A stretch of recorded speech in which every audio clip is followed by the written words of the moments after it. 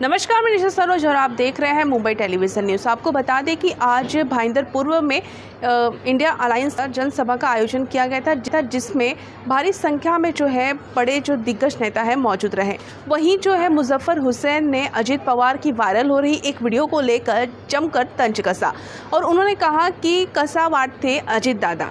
देखिए पूरी वीडियो। वो अजित पवार का एक वीडियो फेसबुक पे बहुत बढ़िया चलता है, आप लोगों ने देखा होगा, यूट्यूब पे भी देखा होगा।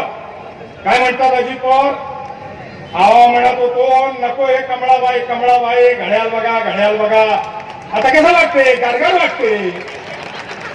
400 रुपयाचा गॅस 1100 रुपये झाला, आता कसं वाटते? घ्या कमळाबाई। 50,000 रुपयाची बाईक होती, आता लाख रुपये वाटते। लाख रुपये झाली, आता कसं वाटते? अहो घड्याळ म्हणत होतो, ऐकलं ना मला, कमळाबाई ह्या आता डोक्यावर कमळाबाई। मतलब ये इंटरनेट और इस पर भी आजकल बहुत मजेदार चीज चलती है, पॉलिटिकली भी चलती है, मगर उसके पीछे एक बहुत ही इंपॉर्टेंट मैसेज होता है। जिन लोगों ने बोला कसं वाटते ते जाऊन तिथे बसले। आता आपल्याला त्यांना विचार लागेल, अजितदादा कसं वाटते? गारगार वाटते। कमळाबाईकडे जाऊन बसते, आता कसं वाटते? गारगार वाटते।